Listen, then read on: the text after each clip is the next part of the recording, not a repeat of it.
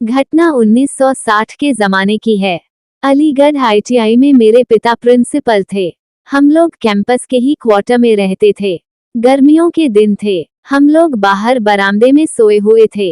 रात के करीब 1 बजे सुपरवाइजर आर.के. सिंह, जो सिक्योरिटी का काम भी देखते थे, मुझे जगाया और कहा कि अपने पिताजी को बुलाओ। पिताजी अंदर आंगन में सोए थे। मैंने उन्हें जगाया तो वे बाहर आए तो सिंह साहब ने बताया कि मशीन चल रही है। उसकी आवाज यहाँ तक आ रही है। पिताजी ने कहा कि 2-3 लोगों को साथ लेकर जाइए और देखिए कि वहाँ कोई है क्या। वे लोग गए और कुछ लोगों को साथ लेकर गए। काफी देर बाद लौटे और बताया कि वहाँ कोई नहीं था। मशीन अपने आप चल रही थी। उसे बंद कर दिया गया। इतना कहकर वे लोग अपने अपने घर चले गए। अभी वे लोग घर पहुंचे भी नहीं होंगे कि मशीन चलने की आवाज फिर आने लगी। पिताजी को आकर उन्होंने बताया और फिर देखने चले गए। मशीन बंद कर उन्होंने मेन स्विच ऑफ कर दिया। वर्कशॉप बंद करके पिताजी को बताकर घर चले गए। सुबह के 3 बज चुके थे। उस दिन मशीन फिर नहीं चली। मुझे लगा कि यह एक संयोग हो सकता है। दूसरी रात फिर मशीन चलने लगी। 4 स्टाफ को लेकर सुपरवाइजर साहब पिताजी के पास आए। उन्होंने कहा कि चौकीदार ने बताया कि 1 घंटे से मशीन चल रही है।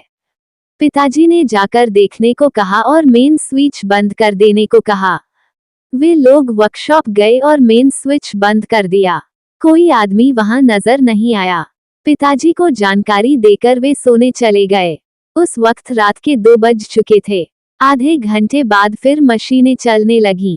फिर वे लोग आए और पिताजी को बताकर वर्कशॉप की ओर चल दिए।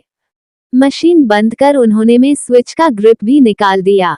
कोई दिखाई नहीं पड़ा। वे सूचना देकर फिर अपने अपने घर चले गए। उस रात फिर मशीनें नहीं चली। दूसरे दिन सुबह सिंह साहब फोरमैन के साथ आए। उन्होंने कहा कि सर, कल सोमवार को प्रैक्टिकल का एग्जाम है। हो सकता है किसी छात्र का प्रैक्टिकल पूरा नहीं हुआ हो और वह रात में प्रैक्टिस करता हो।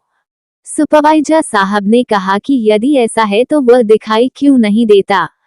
हमारे पहुंचते ही गायब कहाँ हो जाता है। चलिए दिन में देखा जाए। वर्कशॉप खोलकर देखा गया लेकिन कोई नजर नहीं आया। वर्कशॉप बंद कर वे चले गए। इतवार की रात फिर मशीनें चलने लगी। सारे लोग परेशान हो गए कि यह कैसे हो रहा है। सोमवार को परीक्षा शुरू होने के वक्त जब एग्जामिनर आए और जॉब देकर 8 घंटे में उसे पूरा करने को कहा, फिर अपनी जगह आकर बैठ गए। तभी उनकी नजर टेबल पर पड़ी। उन्होंने देखा कि वह जॉब बनाकर पहले से रखा हुआ है। उस पर रोल नंबर भी पंच किया हुआ था।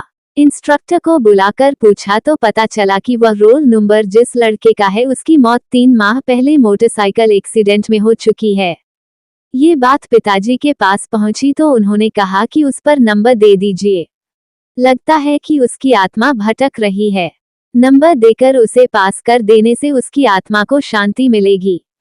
एग्जामिनर ने नंबर दे दिया और सचमुच उस दिन के बाद कभी भी रात के वक्त अपने आप मशीनें नहीं चलीं। हम 3 वर्ष तक वहां रहे लेकिन ऐसी कोई घटना नहीं हुई। यदि ये कहानी आपको पसंद आई हो तो अपने दोस्तों और अन्य लोगों के साथ शेयर जरूर करिएगा।